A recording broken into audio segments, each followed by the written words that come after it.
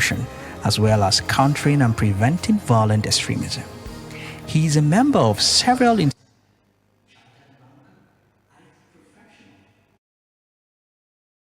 USIP, National Endowment for Democracy, NED, United Nations World Heritage Foundation, UNWHV, Urban Peace Institute, Los Angeles, Toastmasters International, Rotary International, National Consortium for Study of Terrorism and Responses to Terrorism START, University of Maryland.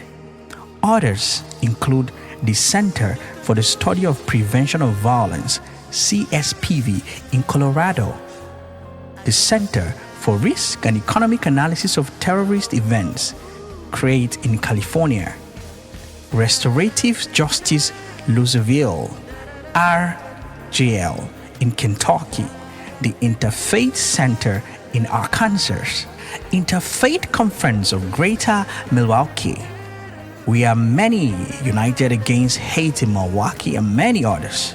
He is an alumnus of the School of Public Policy, University of Southern California, School of Behavioral Sciences of the University of Colorado, Antioch School of Church Planting and Leadership Development, and currently a doctoral fellow of Syracuse University, New York.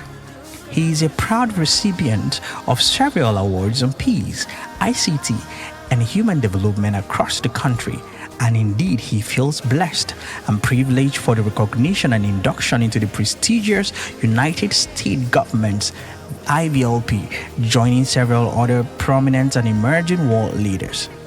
As a seasoned and highly experienced IT professional,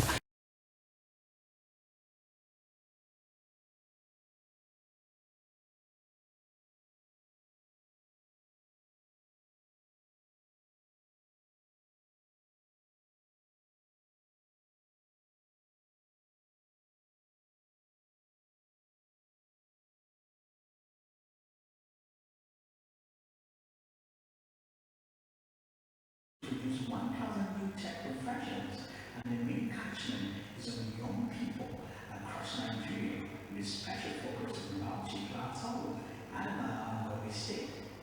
His mandate currently is to make Kogi a true tech capital and hub.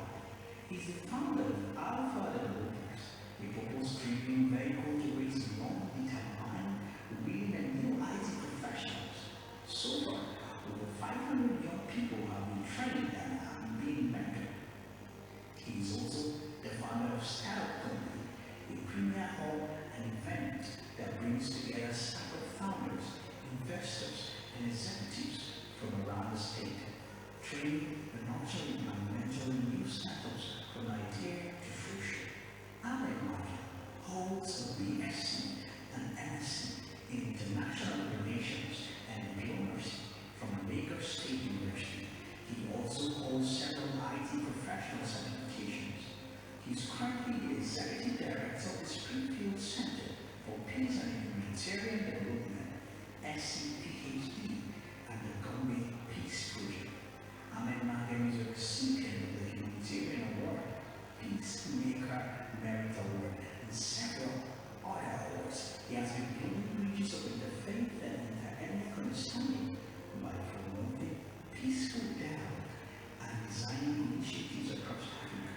His work in bringing together law enforcement agencies, religious congregations, and community leaders has benefited Nigeria, especially in the North Central and Northeast sub-regions of Nigeria.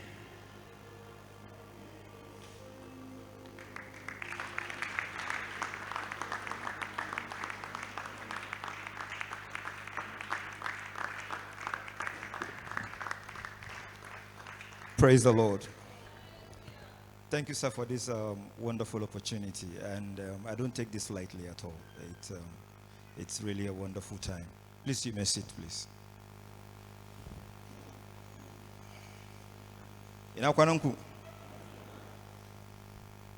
Let's go local. But first, I would like us to just give Christ a wiper. Right?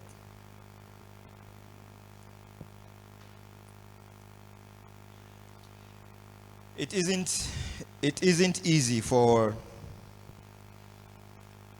anything that has to do with leadership.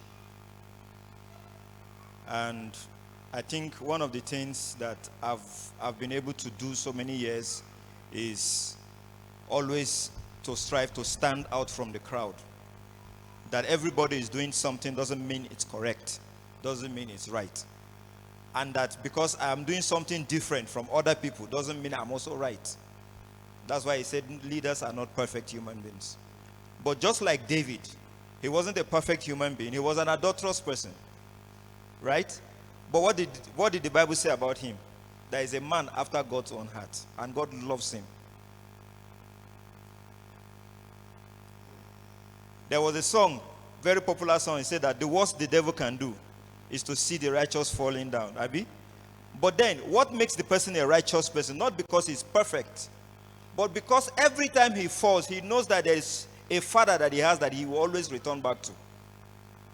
The ability for you even to be able to realize that you are wrong on something and that you are able to come back again from that and going back to God, it's a wonderful gift. And it's not an easy thing. As part of the Bible study, something said, what have you given up? Or what have you given up for you to follow Christ?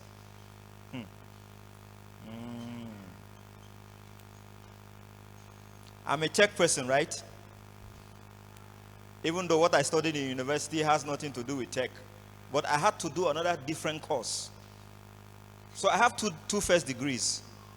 One in international relations and diplomacy, the other one in software engineering. But how did I do that? Was exactly what Pastor said, that I had a goal. I love gadgets. I love tech. I was telling some people yesterday, I said, by virtue of the training we are going to do today, some of you will become millionaires.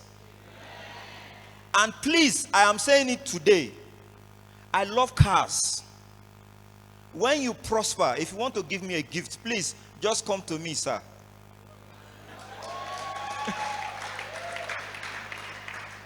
You know, you will be able to give me a car key, not because you have only one, but because out of your abundance, you are able to give me. I bought a car. I've not used a car for so many years. I think, Pastor, most times in Kagani, I've been working, right? And I said, I don't owe anybody any excuse for not even riding a car. Because what is here is even more than that. And how did I learn that? I learned it when I went to Dangote's office at Ikoyi. I was looking for a job then as one of his IT staff. And I realized that my boss in that department, I was more qualified than him. But he felt intimidated by my CV and refused to give me a job. He now told me to go and do one of the least certifications that I have, which was a CCNA certification. Is there any tech person in the house? None. Now go there. I've been looking for 1,000 in my project 1,000. So that means, sir, I should be able to get 200 people from this church.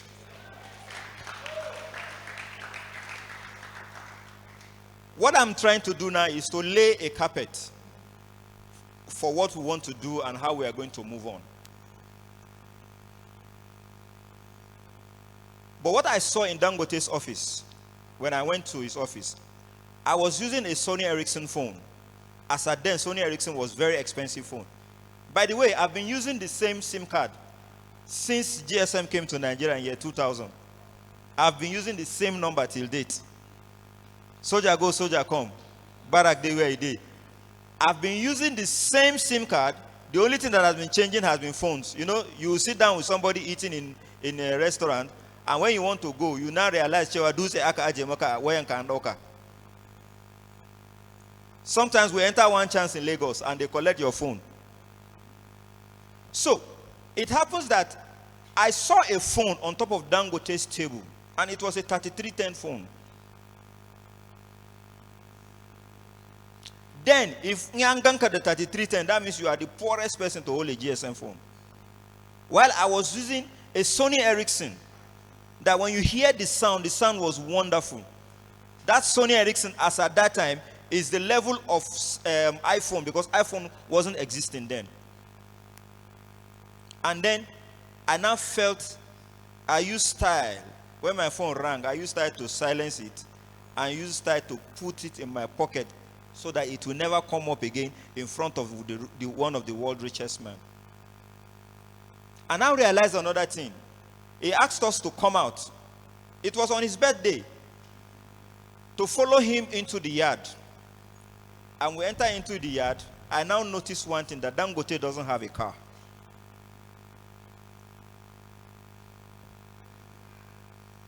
And a curious person. I'm a choleric. And I'm also a sanguine. Right? And I'm also a melancholy. Please, if you've not read Spirit Control Temperament, please, by all means, try and get that book. I'm going to be giving you a series of books that you need to study. I am sure by the time you finish, even this church will testify that something has changed in your life. I'm glad first that I saw a library here, and it falls into some of the things that I even want to discuss here. I now realize that Dangote was telling us, he said, you are surprised that I don't have a car, right? I said, yes, sir. Then he now laughed. He said, yeah, okay now. Because what I was looking at, somebody that loves gadgets, I love computers, I love cars, I love technology. And then I realized that I'm not seeing what I'm expecting to see from Dangote. Number one, I was expecting to see bling bling. I was expecting to see expensive shoes. But he was wearing a slippers that my own shoe was more expensive than. I was expecting to see him dress so flamboyantly. I now noticed that he wasn't dressed that way. He was just normal jumper and the one that you saw in my picture there. That cap, by the way, was a 1,500 naira cap that time. But if I didn't tell you now, will you know?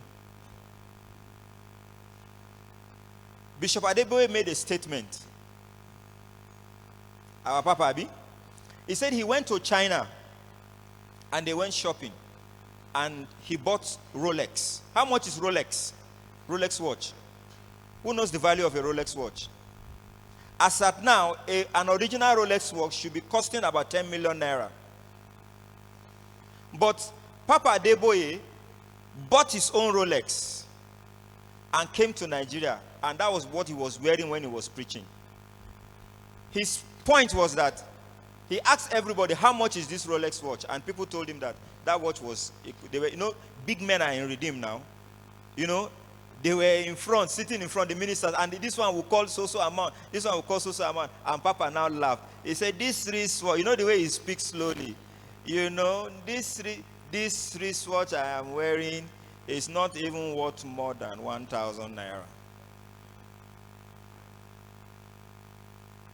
Now, the idea is this. Why did they say that the wristwatch was up to 10 million? Because of he is the word, it is his what? It is not the product that makes him, not the watch that makes him who he is. There are so many people are doing that akwe book bad sense. So everything is what we call kel. Right? So Dangote, back to Dangote. Dangote said that when he was very young, in his 20s, the car he was using was called Dangote. Just the way we have our cars, Honda, Mercedes, Toyota, his own was Dangote. But the more he grew older, he now realized that all that is not what is important. So apparently now he doesn't have a car. But then, every blessed day you see a truck belonging to Dangote on the streets of Nigeria. The reason why I'm giving you this example is because we are still coming down to kingdom financials, which means it is you as an individual that will make this kingdom to succeed. But until then, we need you to be prosperous first. This is a wonderful auditorium. And he made a statement. He's looking for a 3,000 seater capacity. 10,000 seater capacity. It's a piece of cake. But then, he needs his Aarons and his Miriams. But we cannot do that when right now you are still battling with 1,200 naira fuel. So what do we need to do?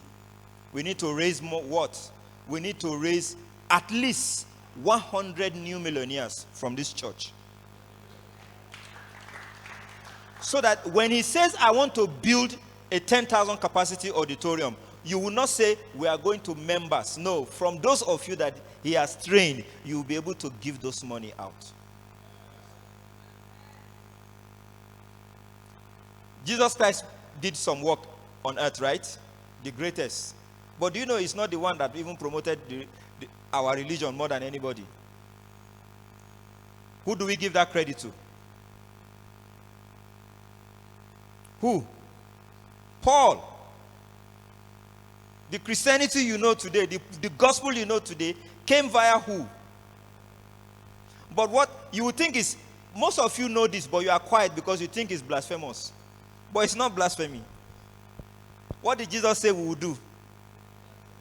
Greater things. So now I'm telling you somebody did greater things than Christ, and you are now feeling like as if Commander Kaisabo. If Christ raised one dead, and you raised 20 dead, what have you done?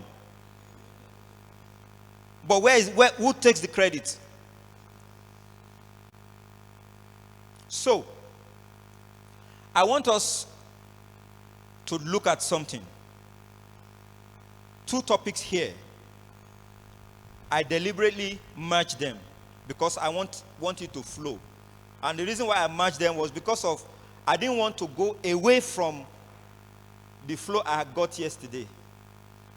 I didn't sleep throughout the night because I had to rework this again so that it will flow. There is a reason. Koba Akaba. Don't worry, that's how. Most times when I do, I like even mixing languages. Oh, I speak 11 languages, so it don't in a song expressing kinda in one tongue, and it refused to come out.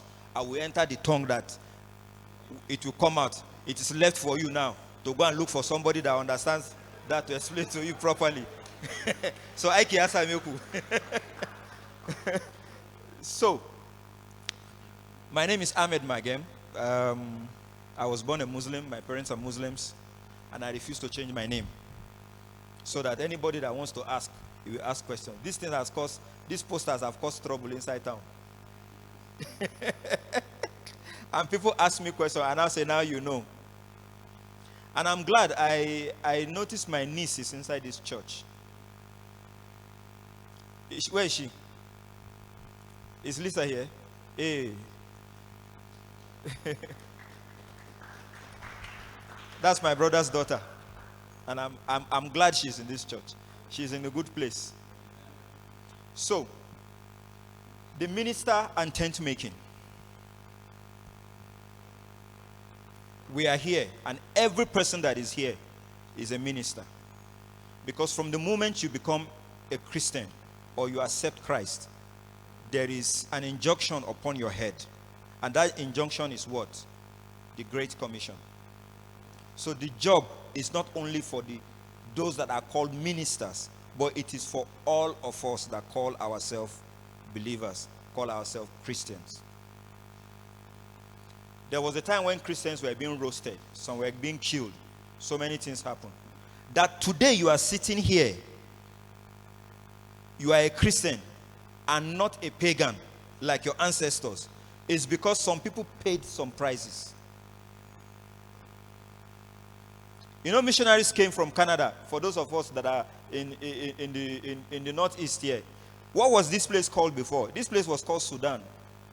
That's why in Ekwa we had SIM, Sudan Interior Mission. The whole of us from Benue, Abunde Touch, the Middle Belt, Harriet Nubian region, that's Sudan. We are all called Sudan. And in Arabic, Pastor, when I have a area, I can teach a child the way he should go, so that when he grows up, he will not depart from it. Does not still mean that I don't understand the Quran very well, nor the Arabic very well. Even though I became a Christian, I was just 14 years old. But I still haven't forgotten. I memorized the Quran from Baqarah to Fatiha. I was just 9 years old. It's like doing Revelation to what? Genesis to Revelation. Offhand, not wake up with the Bible kind of wonder. No, offhand, you just be at the age of 9. And I thank God, God caught me, God arrested me. So a lot of time when you want to minister to some of our brothers, don't go as a pastor. Give anybody the Bible. Let him start reading from Genesis. Before he gets to Revelation, God will arrest him. It's something that worked for me. And I'm giving you an expo so that you also use it for some. So, here we are. 2 topics. Some missionaries in Canada paid huge sums of money to sponsor missionaries. They are not even missionaries. It was even kingdom supporters that had the wherewithal. They have the money. They brought their resources together and sponsored missionaries. Some from Scotland, some from Ireland, but majority of them from Canada. And they came into Nigeria. They became the Sudan Interior Mission, which eventually became ECWA. Have they done a good job? Excellently. Here we are today. But then, you realize that nothing has moved the gospel more than any other thing than what began to happen from 1975 to date. And when the prosperity gospel started getting on. And I'm going to show us something. So, this is a workshop. This is a seminar. It's not a preaching session. So, I'll enter into my elements. I said, by the end of this session, and I'm expecting that as we are doing this, that we are taking notes, we are writing, because we'll do it like a class. We expect that by the time we finish this session, you should clearly be able to articulate the importance of kingdom financing for ministers and the practical application of tent-making principles. What I mean by tent-making principle is business principles. Right? The next one again, you should be able to discuss the biblical principles of financial stewardship and the role of income generation in serving God's kingdom. I will give you an example from Dangote, from Elon Musk, from Donald Trump, so that practical examples, things you can relate with every day, and then it enters into your head. And even right here in Gombe, several examples that you can pick from. Then the third one again, for you to be able to address the common financial challenges faced by ministers, such as limited salaries, increased living expenses, and debt. You should also be able to discuss the difficulties of effectively managing both spiritual and financial responsibilities. If you have never managed anybody, or you have never managed a small group of people, you will never understand how painful this is. And then we will be able to take a look at some others. So you should be able to discuss again various entrepreneurial ventures that can be pursued while maintaining a ministry focus.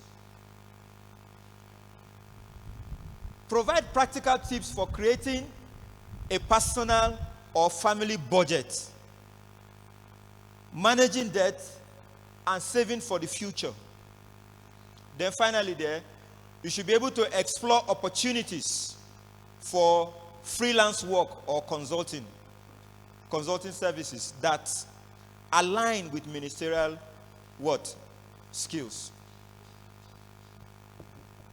Kingdom financials. The truth, the competence, and the care. You know the truth already, which is you know Christ. He said what? I am what? The way. And the what?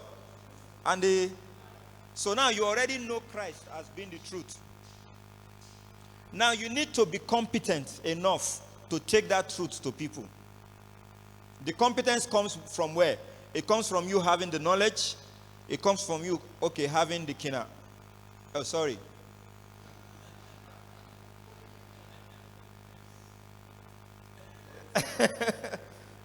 So do you get? And then what do you do next? The care. That's the reason why when the missionaries came, they were building schools for us. They were building hospitals. They were giving us what? The care. But then there were some errands behind the missionaries. Way back in Canada, they were funding them. Are you seeing it? So there is a process. So now I want to look at biblical perspective. Now, the greatest example of this that I know of, that I can give, is nothing greater than Jesus Christ himself. And then the next person should be the Paul. I deliberately said the Paul, because Apostle Paul himself is an institution. I said it earlier on that for 2,000 years, we have still been trying to interpret the words and teachings of Christ. Different denominations.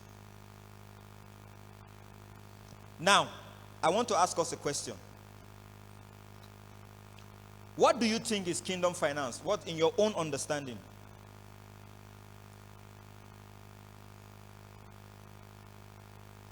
Anyone? It's going to be interactive, so I need somebody to talk. Let's have 3 people give us 3 definitions. What do you think is kingdom financing? See, you cannot have a wrong answer, so don't think whether you will not be able to. Just let's talk. Praise the Lord. Okay. Kingdom finance is using one's resources, financial resources, to support the work of the kingdom. Okay. Did you hear that?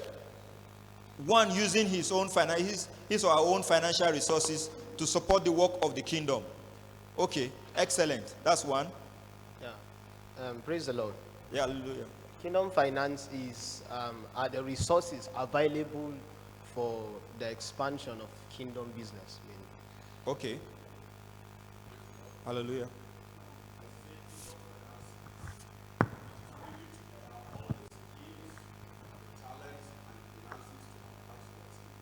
Awesome. If you notice, even from leadership training yesterday, these answers were already provided. So, now the next question, how relevant is this to personal and ministerial work? Now you want to support kingdom finance, Abi? You want to support the work of God. But how relevant is the knowledge of this relevant to you as an individual first, and then as a minister? Then, as an individual that should be supporting the minister. So, let's take a look at some things. First, let's look at Jesus Christ before his ministry. A lot of us actually didn't know what Christ did before his ministry started. It has been there has always been silence. So many people, if you ask them, "May Yesu yeke kamiye fara ministry?" It wasn't that Jesus started ministry the moment he was born. He played like every child. Ya was sankasa sun je dan kogin bayan Yalangruza din nan, sun tsalle cikin ruwa. Sun fito, the legend, when you send legend to go and buy the dawa, tun 2 aka aike shi, zai dawo 6. Kuma sai zai zauna a kofan gida. Very good boy. Tun 2 aka aike ka. Sai zo ya sa socks, natural socks. Then you see him sitting. I know some of you have seen that picture on Facebook. Then the other one, the legend, was just coming back. They sent him to go and buy rice. But on his way to the place, he forgot. So, you can imagine that Jesus was also like that. Do you know the reason why I'm making so that you will understand that he was human. He was made human like us, so that he knows where it will touch us, so that today we also can pick that example from him. So, Jesus' career before his ministry. Now, my first question there is, did you ever wonder why God assigned an ordinary couple like Mary and Joseph to raise the Messiah? God works in mysterious ways. And Pastor was telling us earlier that why did he choose Thomas? Thomas. Thomas. And who? Judas Iscariot. I didn't want to say the way Tangale people will say it so that let my people not go and wait for me.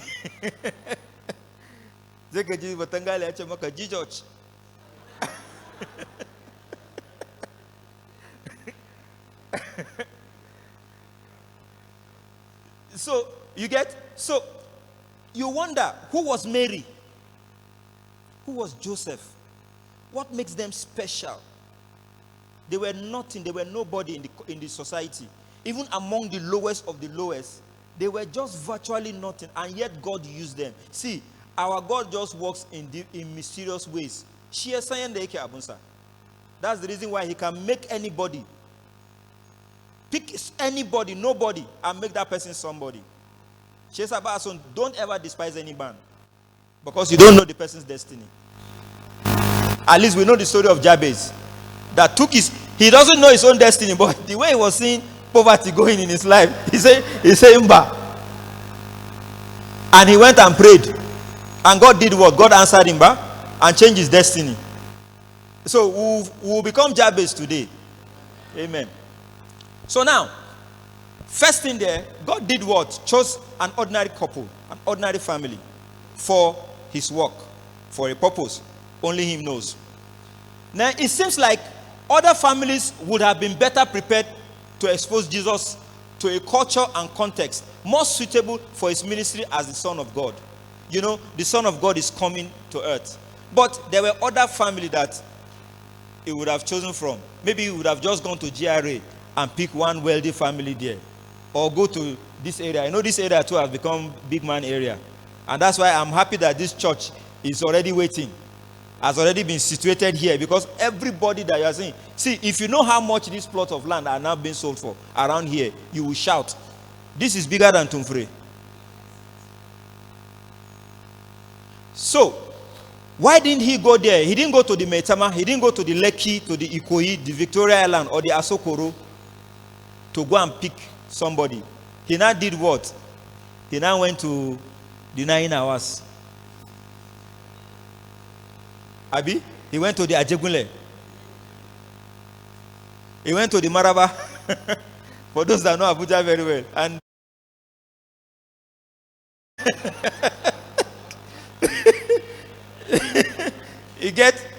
he now picked somebody. But God knows the reason why. Now, it may have been important for the Messiah, like the prophet Samuel and John the Baptist, to grow up in a priestly household. Where did Joseph grow? Who remembers how? Moses. He grew up in the palace. But Jesus didn't grow that way. His own was a different case. So why didn't God use the same template for Moses, for Jesus? You will see more. Now, or perhaps again, the Messiah could have been raised within a Pharisee's household, as was true for the apostle. Meaning, he would have been raised in a pastor's household.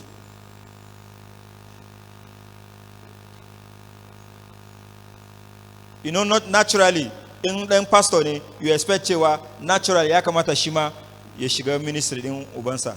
But have you noticed that the case has always been different lately?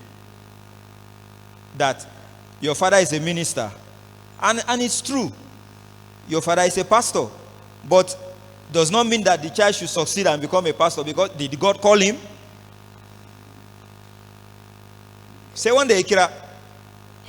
That's why I told somebody, I said, that your name is John, Mark, Luke, or Matthew. If you come to me, I'll still ask you, sir, what's your religion? Because my name is Ahmed. Automatically, you are expecting to be a Muslim, and I will look at you. Kana magana, anything way you like, you talk. But then, did you ask me what my religion is? In America, you see a lot of people. In fact, you see reverends bearing Abdul Jabbar, Abdul Karim.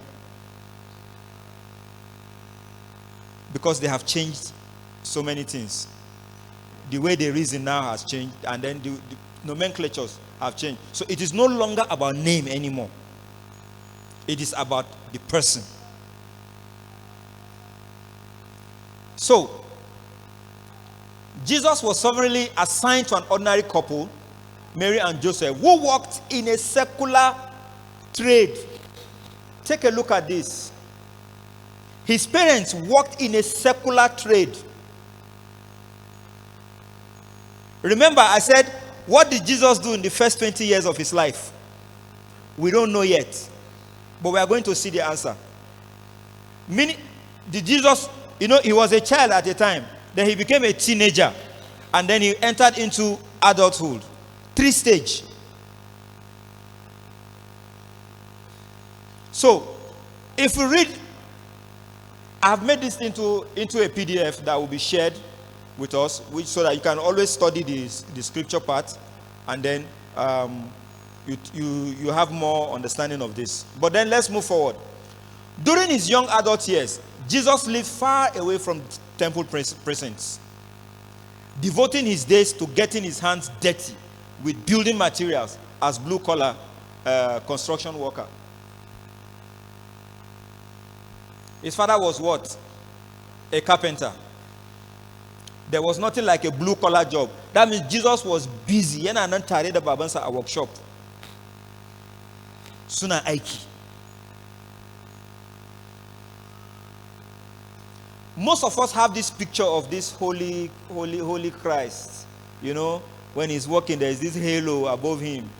But Basanchewa, at the time, he walked in at the Paso Akafansa. He was like our legend, even in adulthood. His clothes was not new because he was a child of a poor carpenter. He must have been in workshop cleaning something so that they will be able to earn. And again, have you noticed that Jesus Christ was the first child?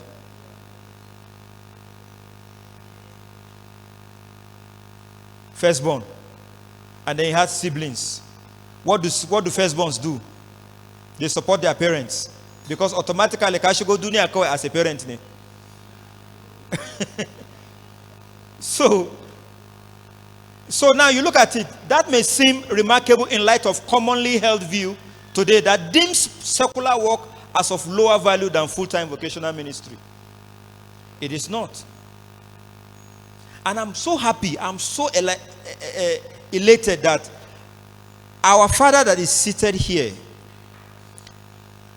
gave me a perfect example. I'll come there with him of where I am going. Does he have a job? What did he tell you? Associate professor of what? Automatically, that is what I was saying here.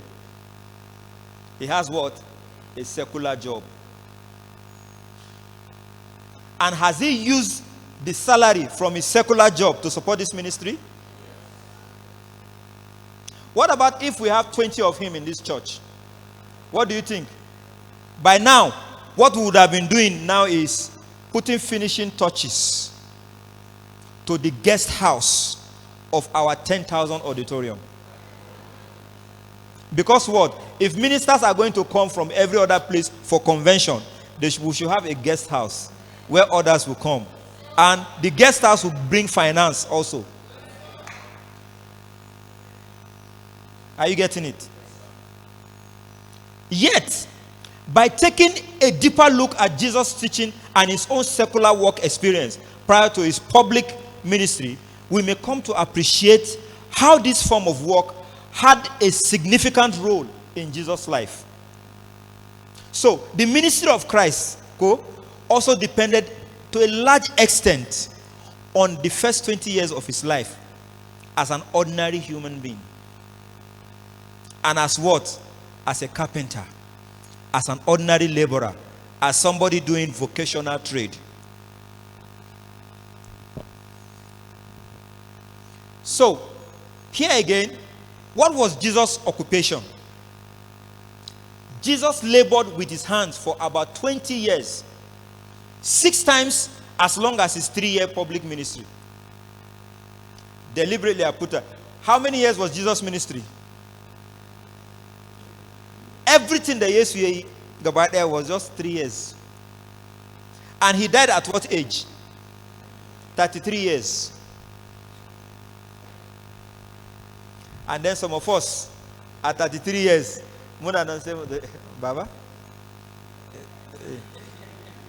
ina son zan je nan, Baba kuma ya zo ko za dan taimaka mun da 200 ne.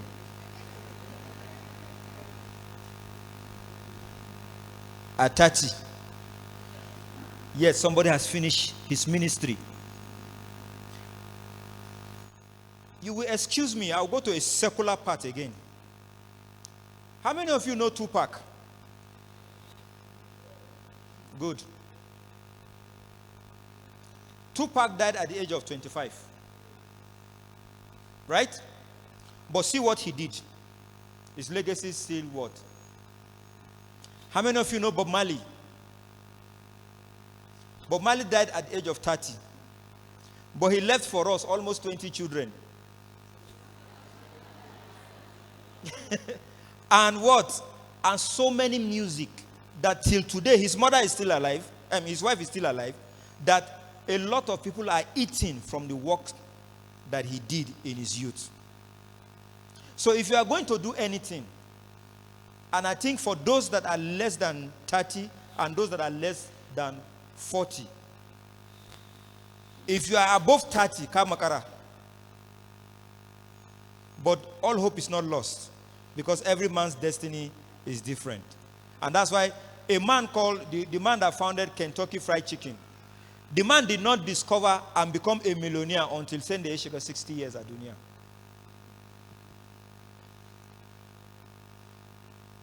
So, you look at it here now that the best example for us is Christ. Christ did what? He used his hands.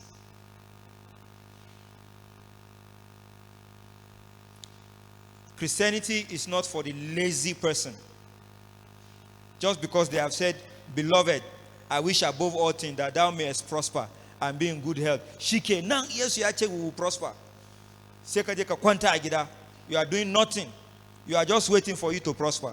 But have you noticed when you enter Gombe town and you enter into main market, how many shops do you see that belongs to Christians? In fact, how many plaza in Tumfre belong to any Christian? The owner of Al Qasim Plaza, what was he doing? Selling suya. Was he educated?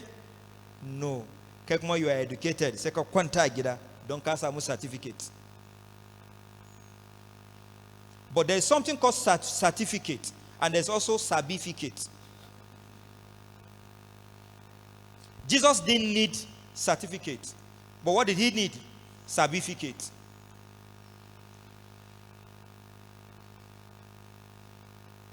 In that business certificate, will he even become one number? So a lot of people do this mistake. And let's take a look at this word.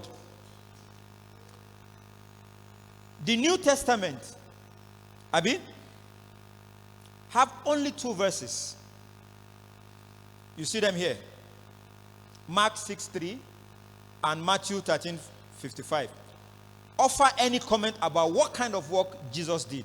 I would like us to study that again, so that when you are looking at your work later, this should be able to guide you to realize that what you are doing is not new, neither is it alien. So, Jesus' former neighbors in Nazareth recognized Jesus by his previous occupation. Isn't this the tecton? Isn't this the carpenter? You know, they were describing him now. Is it not Jesus? This son of a carpenter. Why? There was a vocation, there was a trade, there was a business, there was a job they knew him by.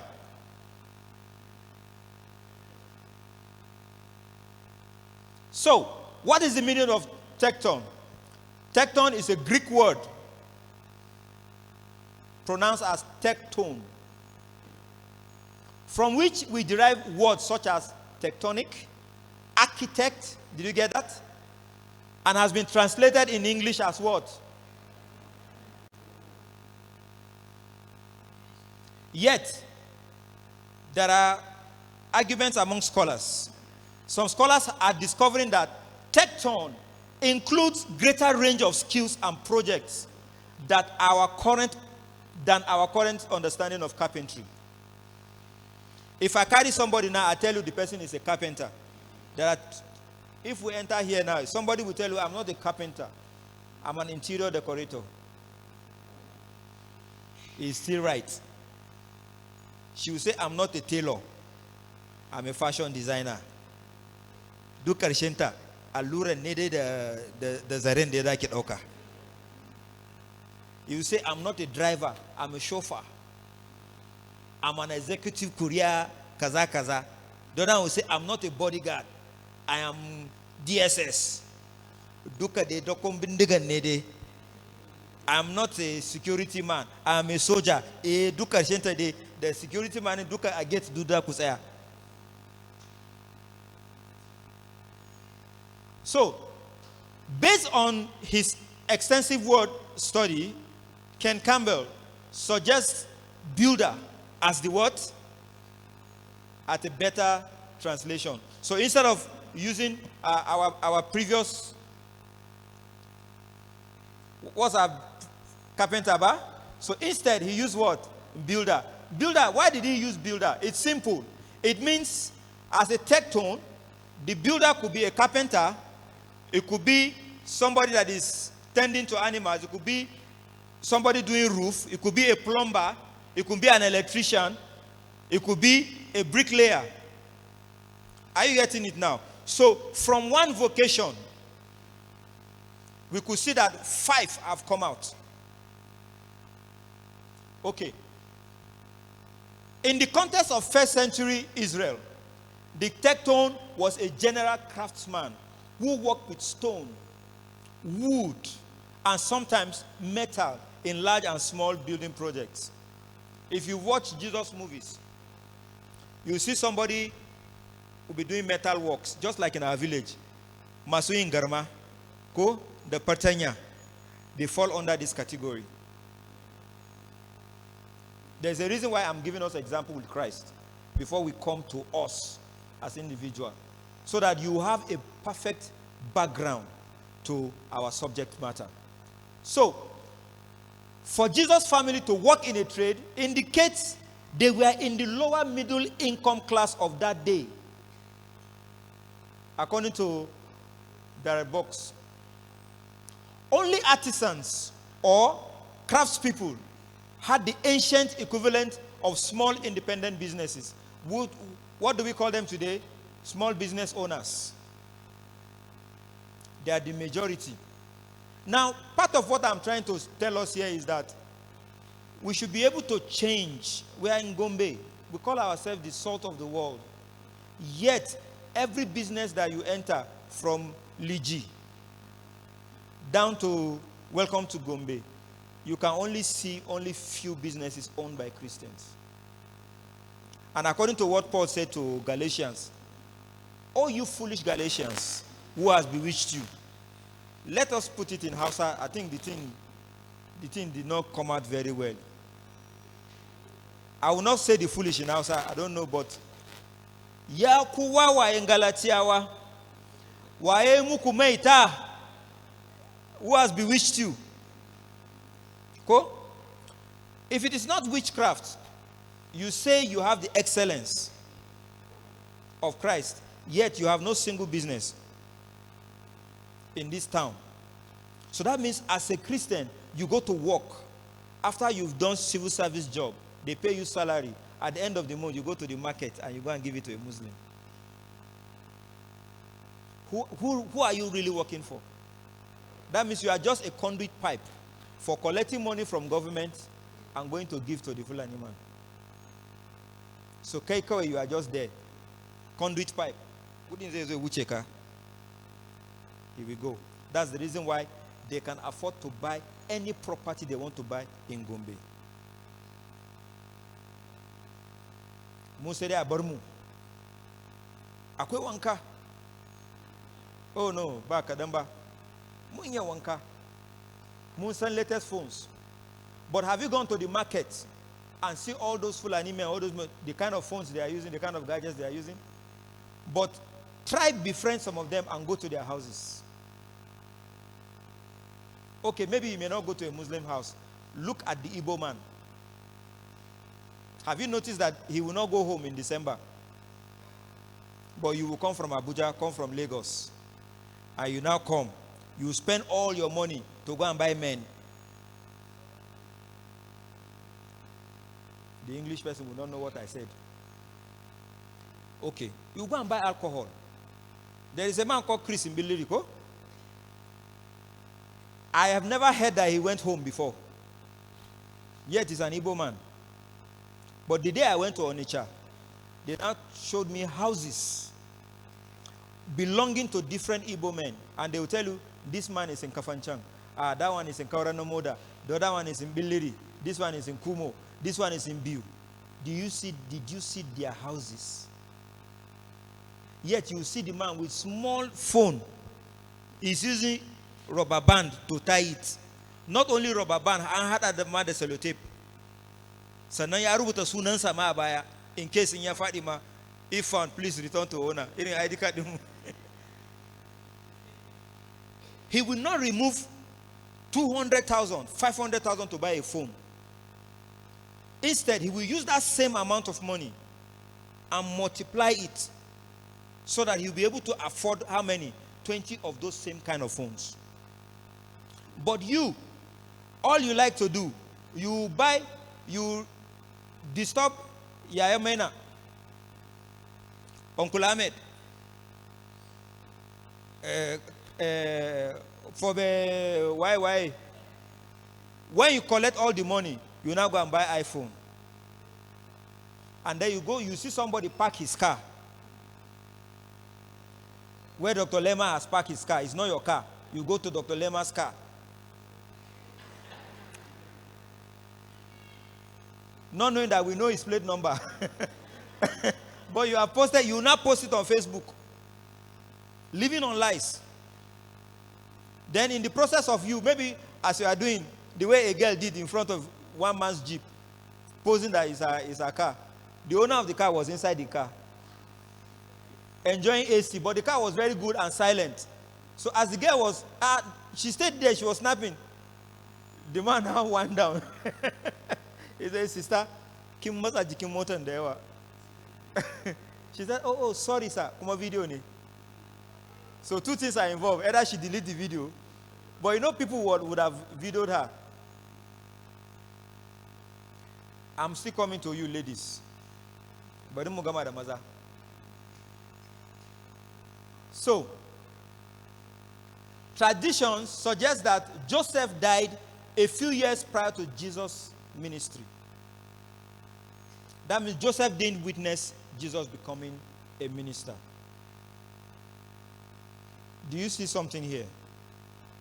So even on the day of judgment, all Joseph knows is my son, Jesus, who was born through immaculate conception. But he didn't know about Jesus Christ's ministry. But he knows about the calling. Because after all, they went to the temple to pick Jesus as a 12-year-old boy, challenging elders in the temple. So, Jesus Christ himself was the eldest son. So he would have been the one primarily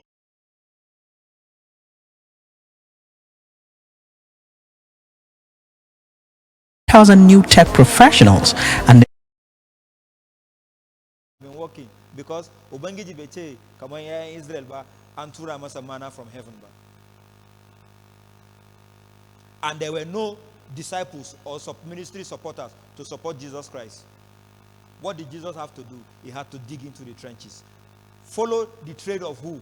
of his parents, of his father, which is Tecton, a builder, a carpenter, to be able to provide for his family as the first son.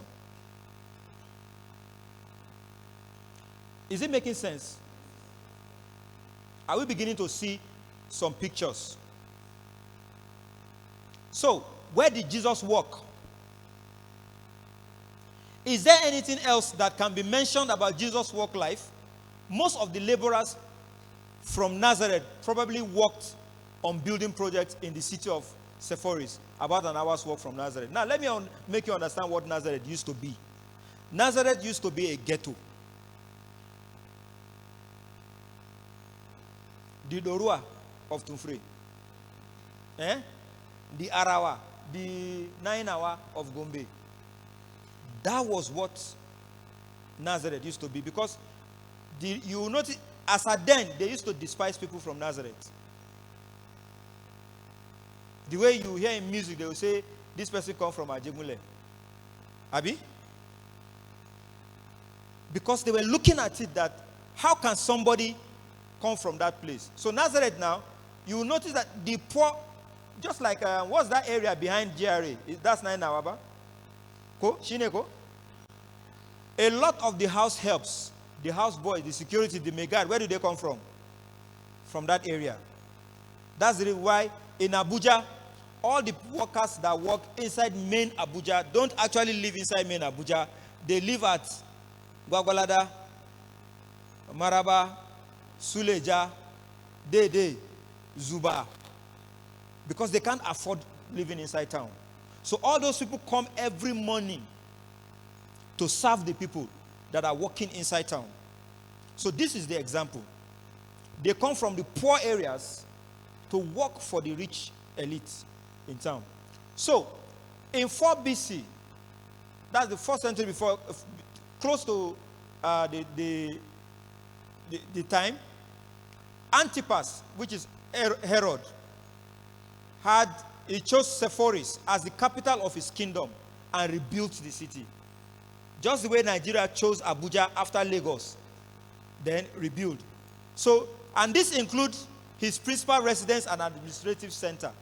Just the way we have Abuja, Federal Secretariat, Administrative Center, and Aso Rock. Then, about 20 years later, sometime between 18 and 20 AD, Herod moves his capital to Tiberias. Now, Jesus and Joseph, his father, may have worked on a 4,000-seat amphitheater with a stage 156 feet. Did you see this? 4,000, and we want to do 10,000. So Jesus helped to build 4,000, and by God's grace, we'll be doing 10,000.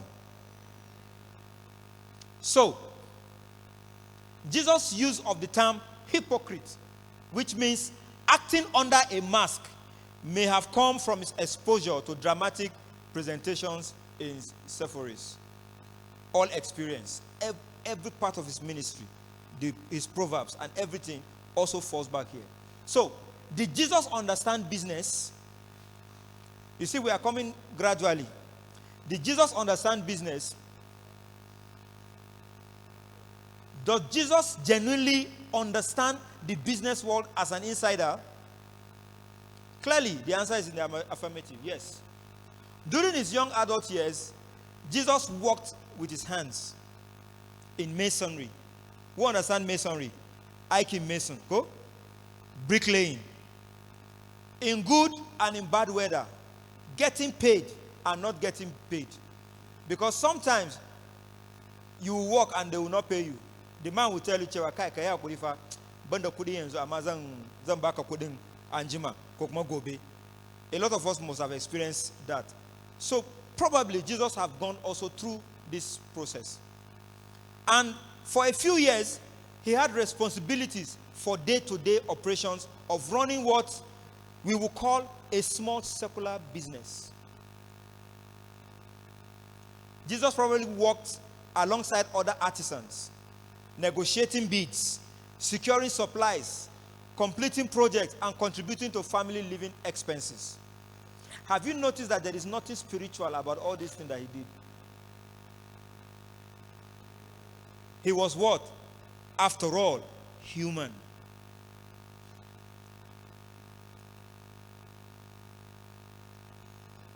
So, from that early stage, and after all that, after 20 years of his life, after gaining experience as a human being, then his ministry, he entered into ministry, which is a different topic, because that is not what, but we have laid the foundation that the first person to even take us into the Pauline doctrine is actually Christ that laid the foundation.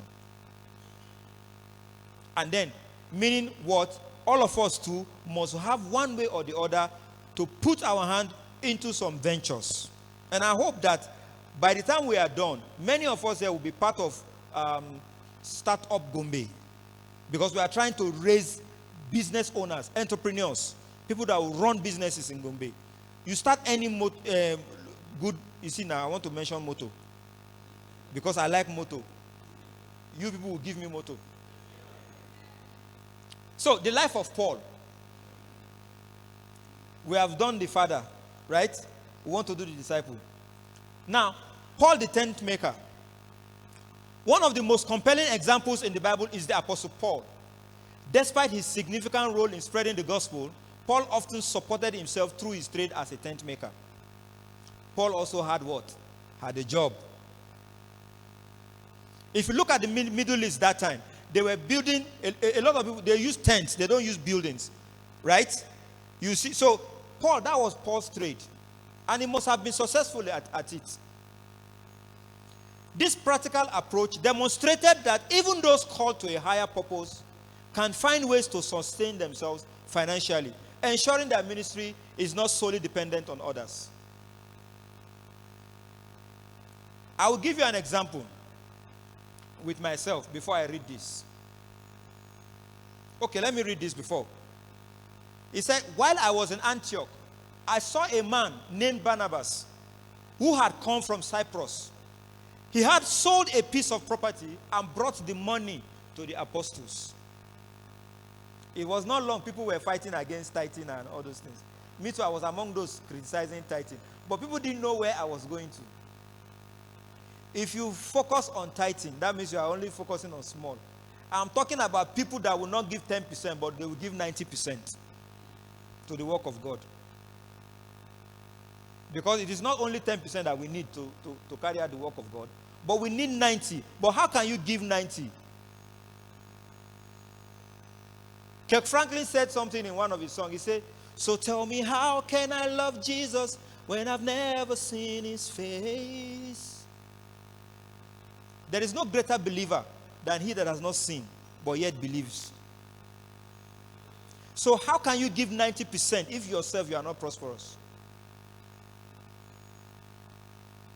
So this verse highlights the principle of using personal resources to support the ministry. Even though Barnabas had a significant financial asset, he was willing to sacrifice for the sake of the gospel. I am standing here. Let me use myself as an example. I worked for 10 years as a missionary. Many people didn't know that. But I worked in Mali, Burkina Faso, Togo, Niger, Egypt, Sudan, North Africa. I used to leave Lagos and travel to those places. But something happened. Because I knew of this Pauline doctrine and this message, I decided that I'm not going to go to my mission field relying on $10,000 and $100 every month for me to survive. Instead, when I first went to the field, I noticed that in Burkina Faso, the place is hot. You know, it's a desert, Mali and Burkina Faso. They used to carry water on their head. They will put glass inside. In French, glass means ice block. So when they put ice block inside, then they will now put cups. So when you want to buy water, you will now come, the person will now bring the bucket down. You will now collect cup. Then the person will use one cup and fetch the water and give you, and you will drink. Now, this person is going around town, probably sharing cholera or sharing tuberculosis. And an idea came to my head. I went back to Lagos. I now printed pure water nylon, the way they do at EB Poly. huge rows of it. I think I got about 5 rows. My mom is a Muslim, but my mom supports me every way I do. Anything I want to do, my mom will support me. Mama, zanje wuri kaza, zanje aikin ubangiji. Oh, okay. On the day of my journey, zan tafi ayamana, and my mom will give me something. And then you wonder, she's a Muslim, but yet she's doing what? She's supporting my work even as a Christian. But do you know what my mom sees? My mom doesn't even see me as a Christian or a minister or anything. All she sees is she's seeing her son is going to do something. So she doesn't care. If you like now, go and meet her. Ahmed, concern her. All see, mothers, man, God bless mothers. So, what I did in that town was, after I brought the water, those leather, I now bought sealer in Lagos. I came with it to Burkina Faso. First, I was in Ouagadougou. From Ouagadougou, I went to a place called Bobo Dioulasso. I now call young boys like Almajiris. I bought rubber. I made my pure water and put in, because the place is hot, so they have a lot of AC and constructed cold rooms. So I now put my water. My water became very cold. And I gave to the boys to go and be selling in traffic. That was the first time they had seen anything like that. And the bucket I gave them was a transparent bucket. So when they carried, people were buying out of curiosity. Then I now had money with me. So in the evening, I will come and sit down. The boys will gather around me. Then that's where I now have my opportunity to now evangelize. You get? I started supporting some families. Before I left there, I think I had over 200 people. But because my work, if you notice, I don't use titles. Cool? It's just Ahmed that I use. No title, no doctor, no. Because sometimes using titles creates a wedge between you and some people. Instead of them flowing with you as an individual, they'll be looking at that big title. And I remember Jesus never used any title. But sir, that using title, then you have earned it. So when I'm the kayachiki. So I made lots of money for myself. I think I left Burkina Faso with about between 3 to 6 million. But I converted it into dollars. I now hid it. I'll wear my socks, I'll put it under. If not, that Karba border. But I realized that sometimes they will ask me to pull my cloth to see. So what I did was, I now bought cars. I drove one. A friend of mine drove the other car. When we got to Lagos, they didn't know that as I was inside the car moving, I was actually inside my money moving. When I got to Lagos, what do I even need a car for? When my mother has about 3 cars at home. I sold all my cars and my money returned back to me. So what I did was, I knew other ministers that were missionaries. I had to now also support other missionaries. But what we did, all those people that we got to become converted, we now look for local churches around. But with each of the local churches, we make sure that they are the ones that their doctrine aligned to what we want. And then we introduce them to those churches. And we left. We did that in Adamawa. We did that in Bono. We did that in Chad. All across. But where was I getting the first initial money? The money was coming from some missionaries in Canada. So another thing I do again is I buy huge number of phones. I'll put it in my bag like this. When I've finished spending and everything, I need to travel. I just carry my phone, go and sell, and I get my money back. As a tech person, in the middle of all those cities, I go to look for the biggest business center. I now offer myself to be doing typing or managing business center. So I was doing even websites, earning lots of money. But what I do is that every money I make, I ensure that 30% of what I do goes into the ministry work. Now, I was able to do a lot, not because of the $100 they sent, because the $100 was not enough. It wasn't enough for me to feed. But I had so much money. I had a car. When other ministers didn't have, they were looking for bicycle. Me, I had a car. And I was living well. So people could look at me. When they see me, they see Nasara. That's what they call me. They say Nasara or Imbo man. And then I noticed that the white people in that place, they like to fraternize with me. So through them, I was getting contributions of laptop, children toys, children shoes, which I'm able to give. You see that from the mission field, I've been able to create partners that supported my work. Are you seeing what we can do? My bottom line where I'm going to is we are going to look at some businesses which we can do and which this ministry also can pick up. Now, if this ministry is going to pick that up, it is not pastor that will do everything. But it is each and every one of you that will do it. You will prosper. But as you prosper, remember that your prosperity is being given to you in trust. But yabaka, so that you hold it in your hand for his work. It means you need to now come back and support the work. So, the concept of kingdom financing is rooted in the biblical understanding of financial stewardship and the role of income generating in serving God's kingdom. The Bible provides numerous examples and teachings that guide believers in their financial decisions and encourage them to use their resources wisely for God's glory. Biblical principles of financial stewardship. I'm almost going to where I'm going to end our lecture, but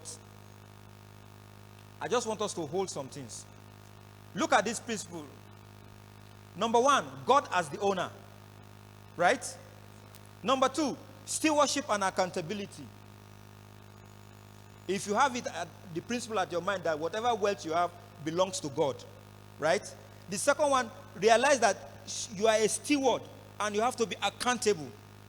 Then number three, you need to be generous in giving. And then the fourth one there, you have to be contented with life. The fourth one, avoid greed, avoidance of greed. Because if you avoid greed, then you should also be contented with life. That will save you from so many problems. You need to make money, even make passive income from your sleep. Thank God we have examples of several churches that have shown us the examples of this. Redeemed Church have a system whereby there is no pastor of Redeemed that doesn't have a job. All of them. Because what? They realize that the support for the ministry does not have to be only on the laity. When we talk about laity, we are talking about the congregation, but also on the minister himself.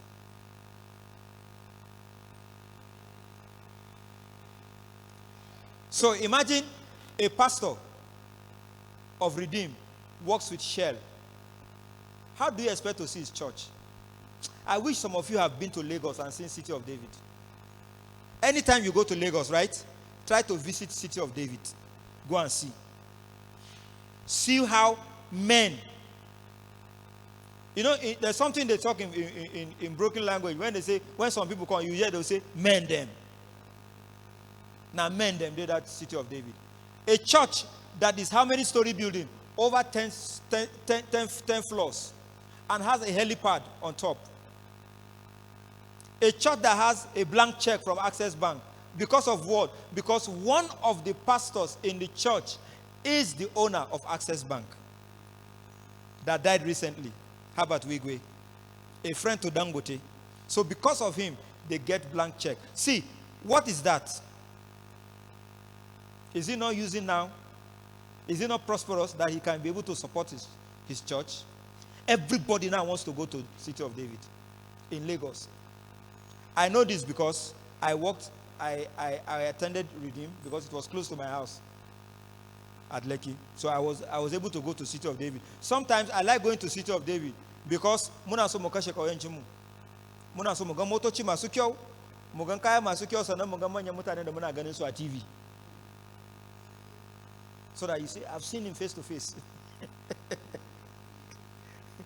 So, the role of income generation in serving God's kingdom while the Bible emphasizes giving and generosity, it also acknowledges the importance of income generation. Many biblical figures, including Jesus and Paul, engaged in various occupations to support themselves and their ministries. And we cannot overemphasize this enough. It was deliberate I brought this back, so that we will realize that this should stay in our psyche. So automatically I expect that with this, by the time we are done with this, you should start now begin to look at what is it that you can do for you to prosper first. In fact, look at the next person close to you and say to him, let's do that, practical. Say, beloved, I wish above all things that you prosper and be in good health, even as your soul prospers. Not from my lips, but from the lips of God to you. We must prosper. Poverty is not our. See, there is no virtue in poverty. Let nobody deceive us. So, we must prosper by our own works, the works of our hand, while God himself blesses us, so that we also can bless his work, can support his work.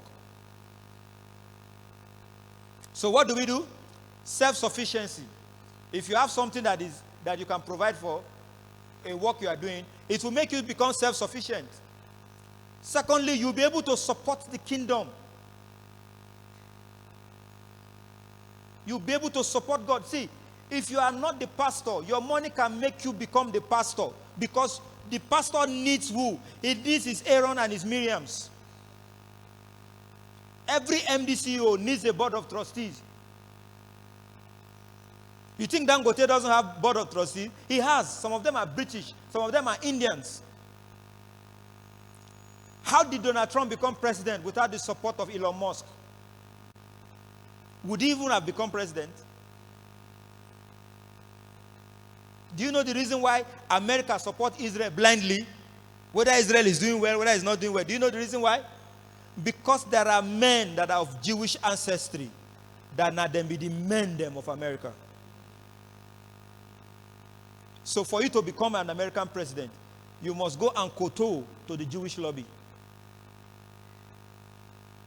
Another topic for another day. Or if you want to hear more, go to my Facebook. Because I will challenge you. Sometimes when I write you think I'm not even a Christian. Because I hammer Christians very well. And the reason why, they say deep calleth unto the deep. I used to tell somebody, if you are on my Facebook wall, when I write anything about Christianity, I need you to be deep. Don't come there and start challenging me. Some people have insulted me, this Muslim. I just keep quiet because I don't need to join issues with them. So what is the other one? To avoid dependence. See, if you don't have your own finances and your own this thing, but see, if you have your own money, you will avoid what is called see finish. When somebody see you coming from far, they will start dodging.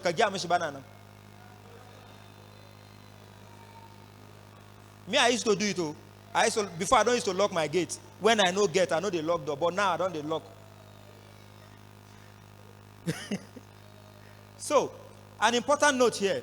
It is important to know that the goal of income generation should not be solely for personal gain. See, when God prospers you, remember what I said earlier on. He prospers you. He's giving you that thing for you in trust. You will look good, quite all right. You will eat well, you will feed well, you will take care of your family. But the major work, the reason why God gave you that wealth is not for you alone, but it's for his kingdom work. And you will see different ways. Because, for example, when you begin to support this ministry, the ministry will start doing outreaches, right? You start seeing it showing in the streets. People will be employed. The ministry will go into different business vocations. Imagine if this church alone has 10 industrial complexes. And each one employing at least 100 people. How many are we in Gombe? Just about 3 million plus. And this church alone has 10 strong men that have big businesses. that are employing at least 100. That means from this church alone, 1 million people are gainfully employed. Whether they are Muslims or they are Christians, we don't care. But the bottom line is all the Christians will get their job first.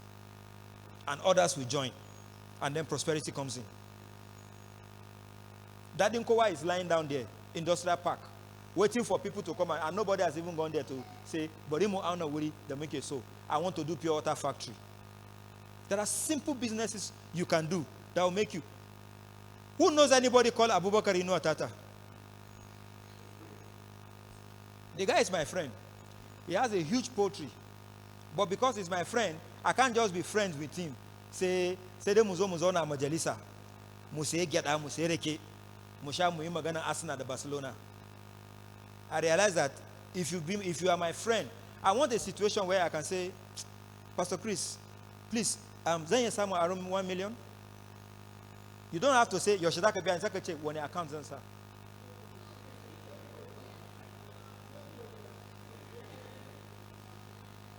Do you get? Why is he saying when the account answer? Because he has my other accounts. So he wants to know which of them should I put.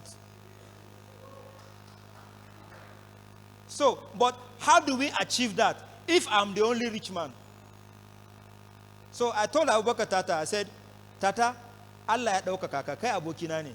You are a millionaire and you are in charge of Gombe Internal Revenue Service. I am not too proud to go down under you to learn." Say, Magem, what do you want to do? I said, "I want to do what you are doing." He said, "Nina said the coin." Now he made it look so simple that he's selling egg. I said, "Yes, me too, I want to sell the egg." Immediately, I registered a business. That same day, business name, Agromax Allied Services. I did flyer and everything. I followed him to Kashere. We carried egg in the boot of his car. I sold my first egg in Kashere. We started looking for shop. I went to Tufri, all the shops that are selling eggs. I told them, "Inna said the kwai. I'm the national president of Tangale Renaissance Association." I went into our WhatsApp platform. Every Friday, I sell egg. So now, I will sit at home, doing nothing. Somebody will call me, "Uncle, muna son kwai." And I say, "Crate now." I told them, I don't do retail. I do wholesale. Meaning, if you are buying wholesale, I will sell. Because the money I'm looking for, I will not get it through retail. I need the big boys. The men them. You get it. So, people are now buying what? People are buying. They will tell me, "Sir, Muna Bukata 1,000 crates." I said, that is the kind of thing I want. And then I called Tata. See, I don't have the egg, but I have the network. I have you think all my friends on Facebook, Muna Hiranekoi? No, all of you are all my customers. There is a reason, there is a tactic to me posting every day, even per second billing on Facebook. I want to remain relevant in your life so that when I put advert or something, your money will enter my pocket. So, Tata agreed. So now what we do, we call it drop shipping. Maybe during our session in Startup Gombe, we will teach that. Once I tell Tata, I have a customer, we need 1,000 crates of egg, he will say, "Katuro Munkudi." Now the customer has already sent me the money. Probably the 1,000 crates of egg is 100,000 naira. But Tata is selling it to me for 60,000 naira. I make my 40,000 naira profit. The owner has sent me 100,000 naira. I sent 60,000 naira to Tata. Tata carries 1,000 crates of egg, put in his truck and go to supply. And then me, I'm just lying down in the house. And I remember that Leah has asked me for 2,000 naira. And I said, "Barana kintambe kina son 2,000 ba." What am I doing? I'm not able to now send money to family members and friends that don't have. But that is not what I want. I want, if I'm able to make 100,000 naira, you too, you are able to make 100,000. Because if only you are rich, and all your cycle are poor, my guy, you are a poor man. So as you are rising, raise other people to rise with you. That's why Jesus chose his 12. And he chose different characters. Because everybody fall under the spirit control temperament. There is a temperament for everybody, and he knows the reason why he chose them. So do you see this here? Kingdom financing involves embracing biblical principles of stewardship, generosity, and contentment. By generating income responsibly and using it wisely, believers can support the work of God's kingdom and set a positive example for others.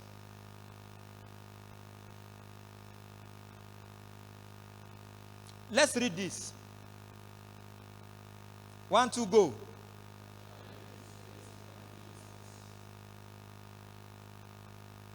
Many ministers have so many challenges, what they are going through.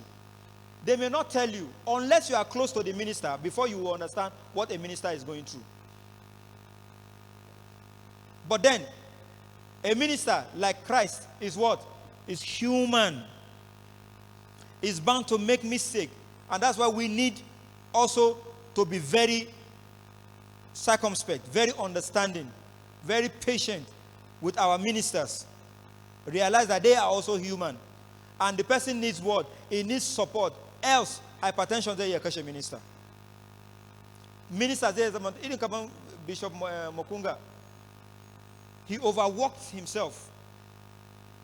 And then at the time the AKSO Huta was when he now finally gave up. But then, we don't even want that situation. We want a situation where you can assist your man of God, the man of God that God has placed in your life. Because you have become the Aaron. And like I said earlier on, you have to be very what? You have to be very prosperous for you to be able to support.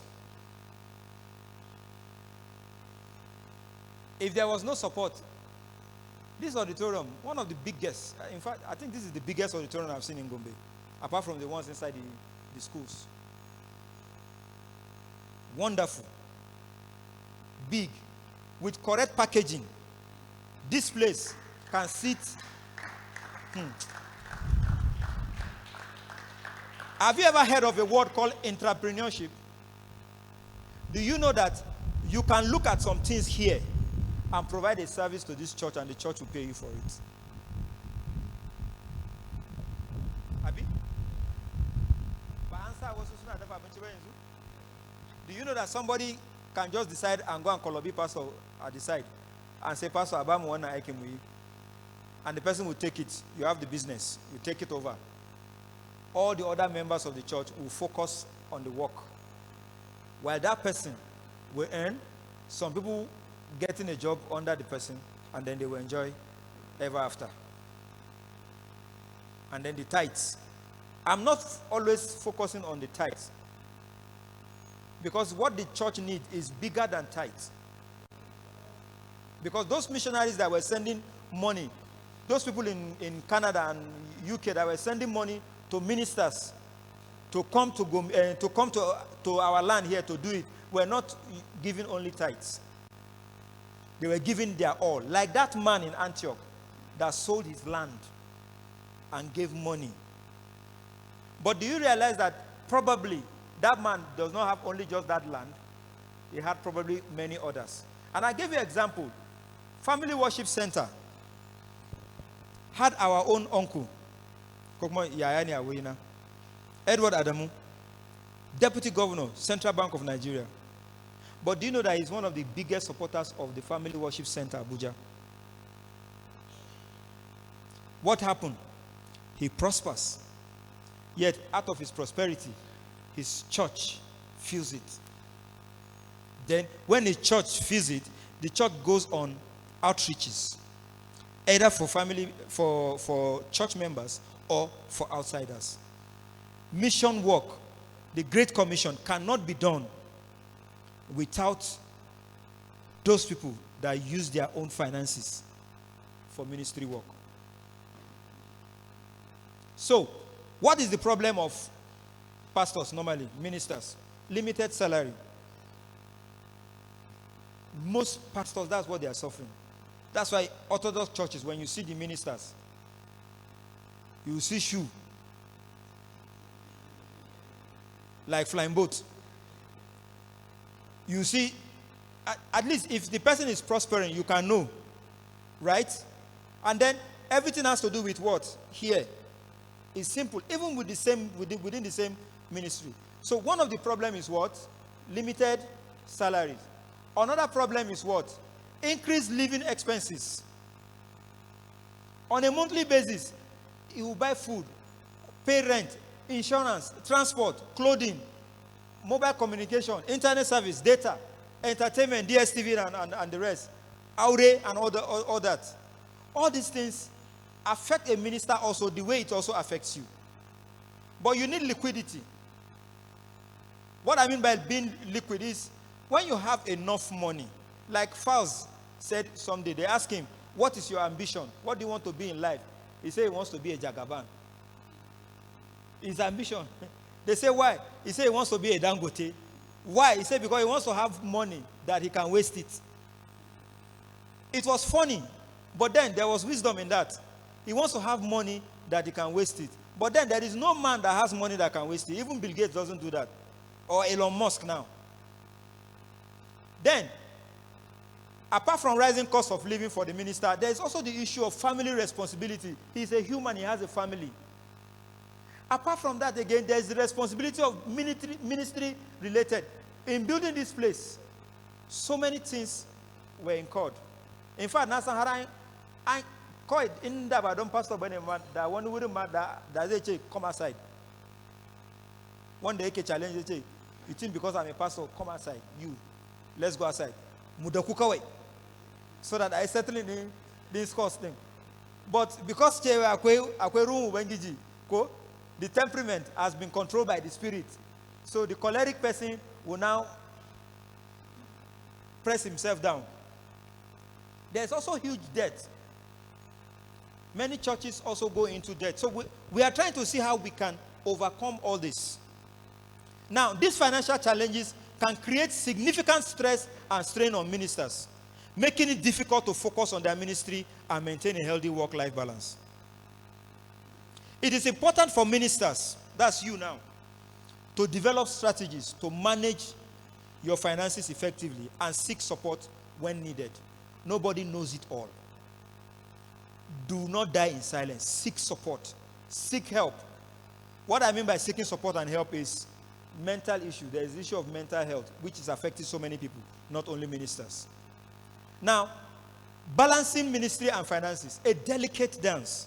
It is not an easy thing for you to balance ministry work as well as your life work or your daily living as well. So you need to find a balance between all this. And that's one thing I will encourage each and every one of us to look for financial education classes and learn it. Know what financial education is about and know how to save for the rainy day.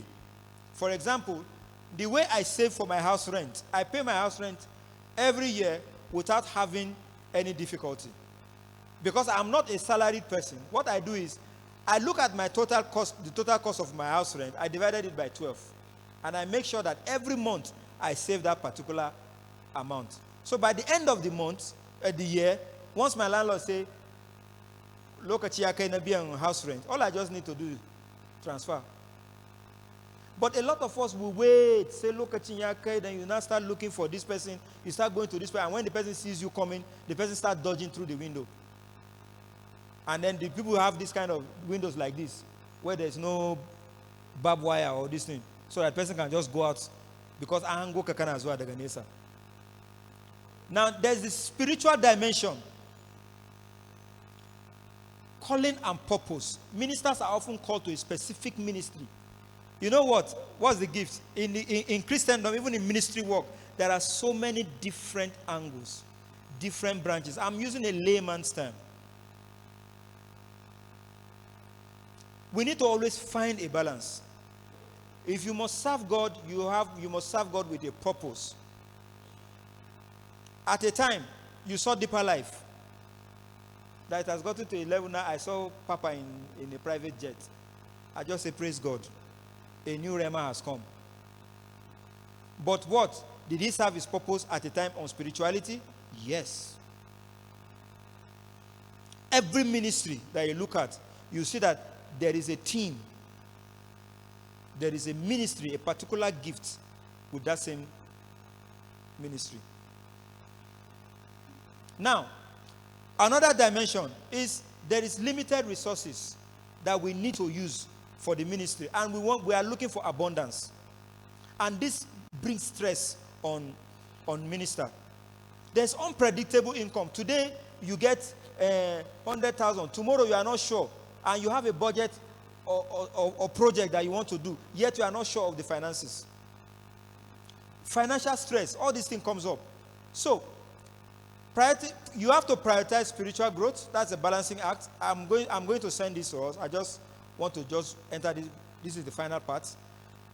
But please, when you get this thing, the PDF of this lecture, go through it again slowly and produce some things out. I want to see us maybe by December, by next month. I've given you enough time for you to think. Look at your skills. What do you think are your skills that you have that can become financial? Or you can decide that you want to see us. I will listen to you. We'll look at you and produce a business enterprise out of your personality. Do you get it? Then, when you start to prosper, if we are coming here next time, at least let us be able to see ACs all around here. In fact, let me even give us a first project for us to take a look. I know there's so many projects here. But do you know that this church needs to be off-grid? It needs solar. So what do we need to do? First thing we need to do is to come and take a survey of this church. What is the power need of this church? All these speakers. In NEPA bill, how much will it cost us? It's too much. But then, light brings people. What about if we have solar, not even generator, so that you are off? It can be done. And I think for that reason, I'm going to send a bill to Pastor for that.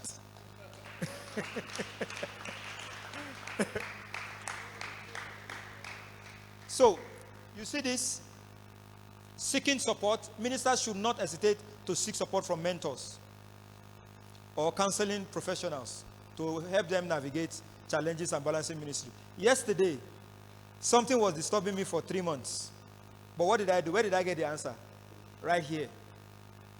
And I was supposed to only leave Abuja and arrive Gombe yesterday. But I decided to come. If I hadn't come, I would have lost. I wouldn't have gotten an answer. And maybe those wolves in my team, they would have had me. But now, last night, I dealt with all the wolves.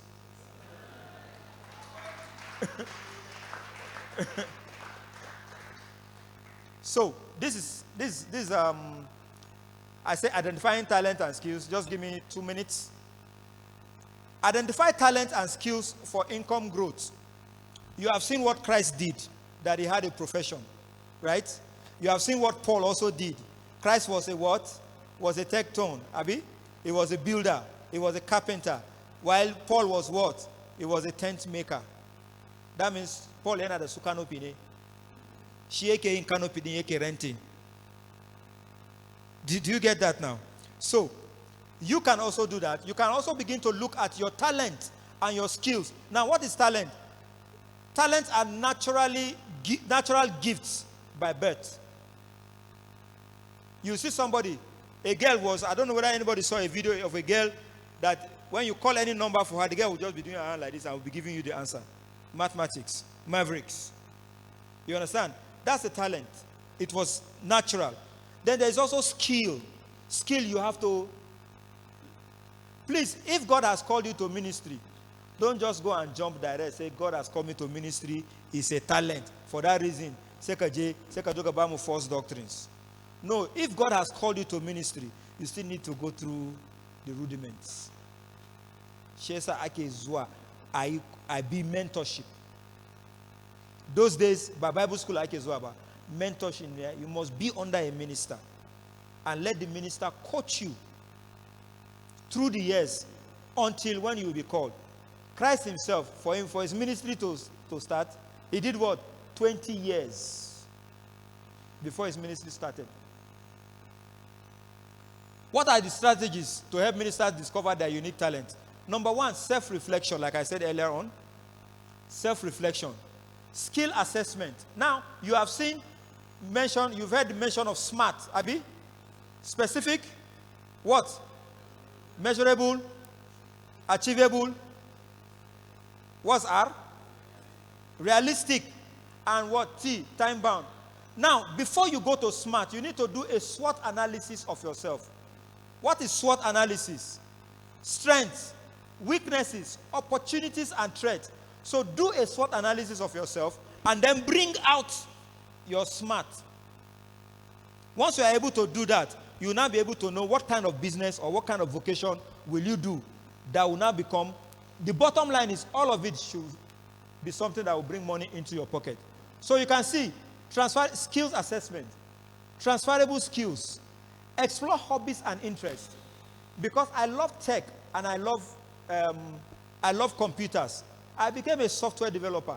I make money now from building softwares, building websites, and I also make money because I love to teach. I make money also by teaching. Do you get it? Now you have noticed ministers having books. Ministers are now creating what? Multiple streams of income. They sell their tapes. They sell their books. Multiple streams of income. You have to always look at that. Then, once you have identified your skills, there are so many skills. You see, there is writing and editing. There is teaching and training. Consulting, creative arts, entrepreneurship. It is not a taboo for Christians. Christians must prosper. You must have this. By identifying and leveraging your unique talent and skills, ministers can find fulfilling and sustainable ways to generate income while continuing to serve God. But the bottom line of our work is this. We want to free the main man of God from worrying about finances. Right? Meaning, he shouldn't be the one now worrying in other Samukudi, Zamui project in now. We want to do no. Because you have your various businesses and you are prospering, he is able to delegate to somebody, do the fundraising for us. And then those prosperous men within the church can raise what is needed. You see that he can now focus on praying and seeking God's face.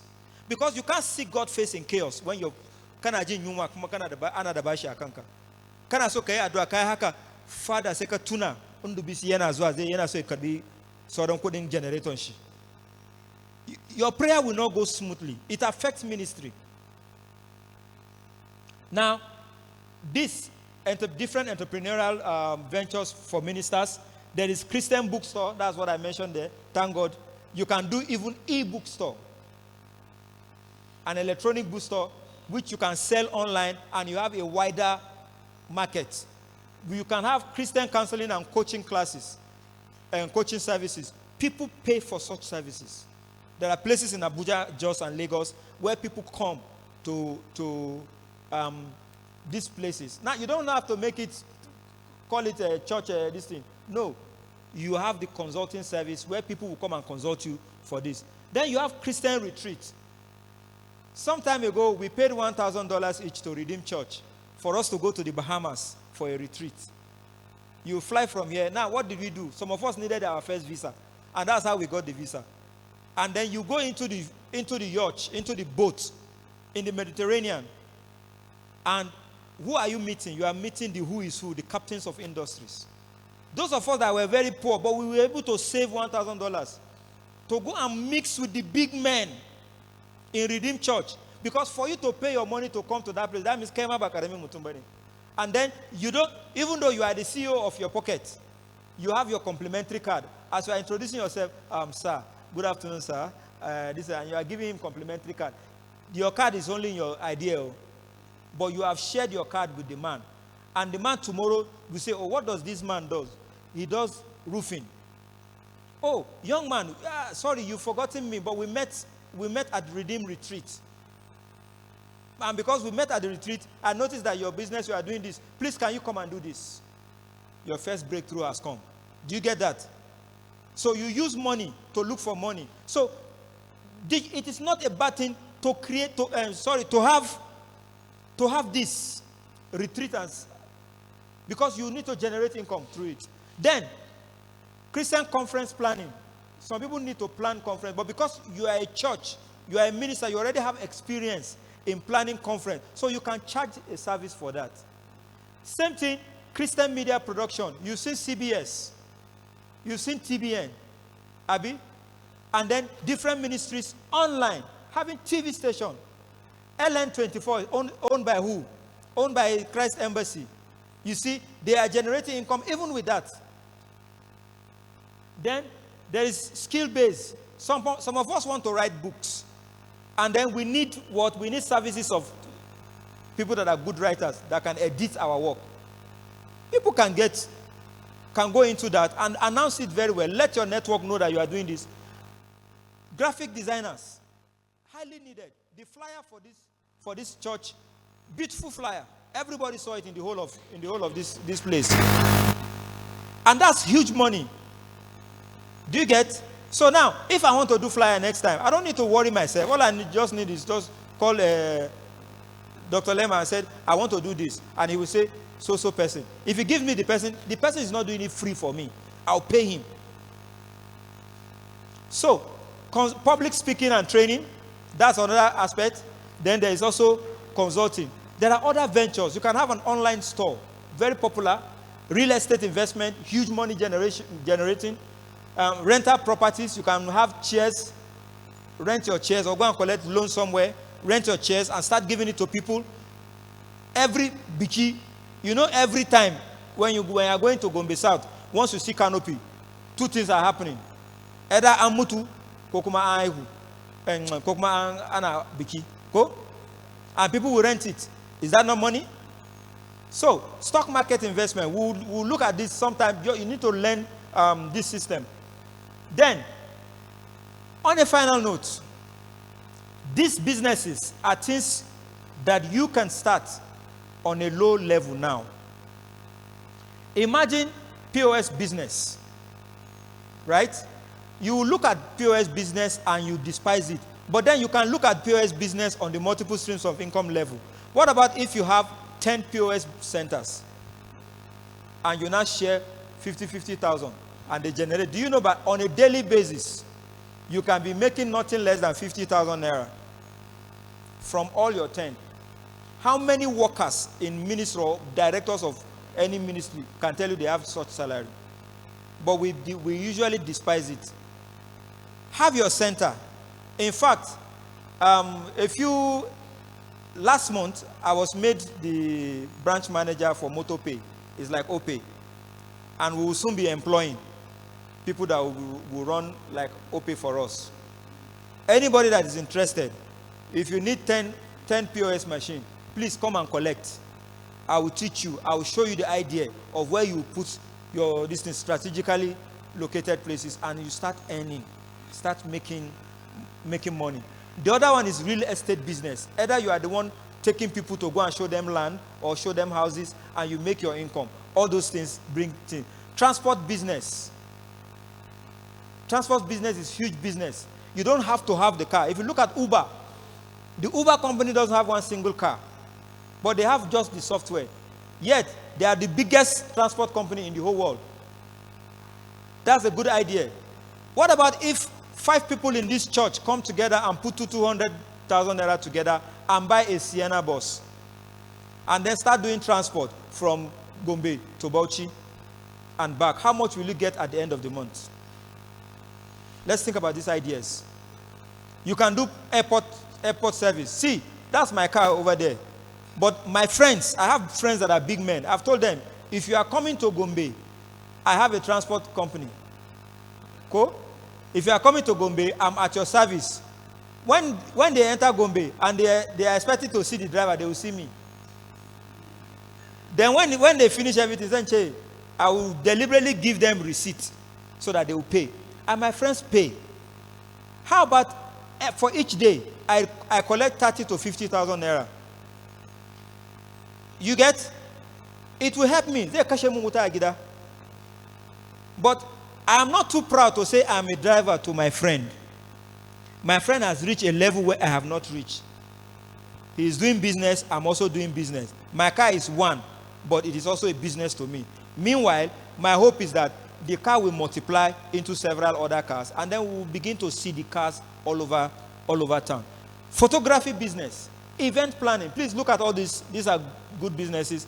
There is catering, copywriting, sport viewing center. You know how much that will make for Barcelona and football fans here. You will see them. Laundry business, huge business. There is nothing that stops you from creating huge business, but you have to start small. There is also blogging, but I won't tell you about blogging because so many people now have abused content creation that every other thing now you see. But Google pays, Facebook pays, Twitter pays. You need to find out this information about all that. Now, this is a business entity. There are so many businesses that have this entity. So when you look at all this, you'll be able to see where does your own fall. Do you fall into sole proprietorship, where most people will fall into? Or you are falling into partnership, where two or more of you are running the business? Or you are going to a limited liability company, just like us, or into a corporation. All this. If you are running an NGO like myself, I run Hillcrest Technologies Limited. I also run Springfield Center for Peace. But I realized that what gave me prosperity was actually Springfield Center. And it was what took me abroad that made me to mingle with world leaders. And how did I even get that? Is it not years of experience and trying and moving with people that I was able to get this whole idea? So, important considerations. Alignment with ministry. Make sure everything you do. The reason why you are going into this business is because you want to support your ministry. Do you get that? And then time management is very important. If you're starting a program 9, let it be 9. Don't do African time, because African time is not God's time. It's the devil's time. And I noticed something in America, that these white people don't joke with time. Once it's time, they start. Once it's end of time, they do. So I started learning that by force we must learn about keeping to time. Then financial planning. Please, financial education, seriously, you need to learn it, and then you need to find other ways. Seek guidance. So by exploring all this, ministers can supplement their income, support their ministry work, and contribute to the... I've already spoken about all this.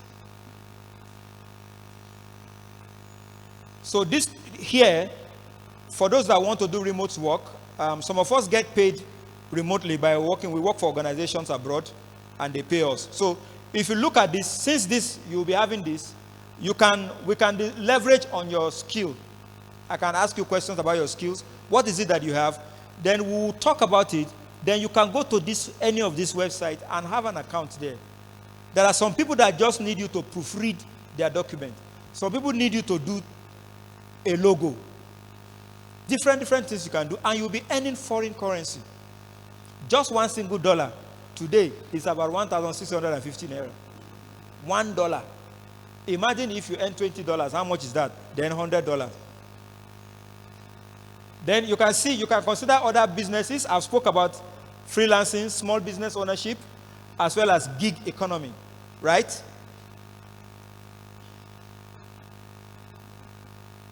All this I've already spoken about. I've spoken about debt management, your ministry and organization. Then you need books. Please write down this book first.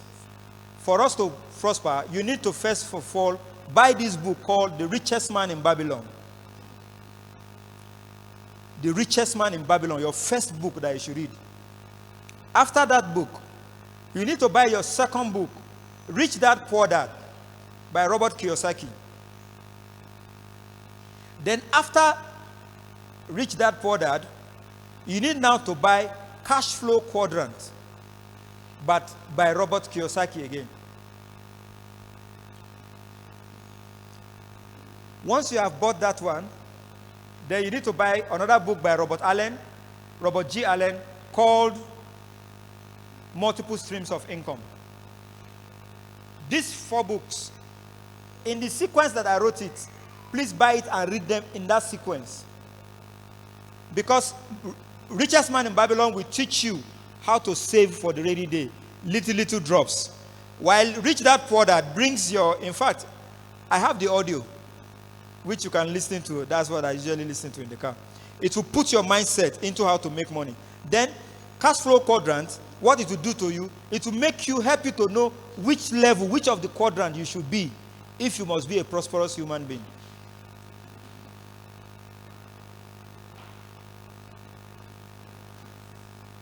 So, we've already spoken so much about making money and everything.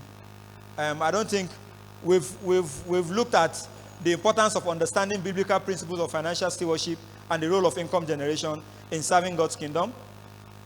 The common financial challenges faced by ministers. The strategies for balancing ministry, and then practical tips for managing finances effectively. The work of God cannot work, will not prosper if you are not prospering. And one of the testimonies that you are learning something is that the church is, by this opportunity, teaching us, showing us ways by which we can become prosperous. He said, "Beloved, I wish above all things that you may prosper." But we are adding on that word, that you will prosper, that you should prosper, even as your own soul prospers. And then you are now able to use it for the work of God. Remember, seek guidance and support. Seeking guidance and support is essential in this journey. Connect with mentors. Every minister have a mentor. Have his seniors. Every human being. In the Yega Garamaka, please look for a means and have a support base. Thank you.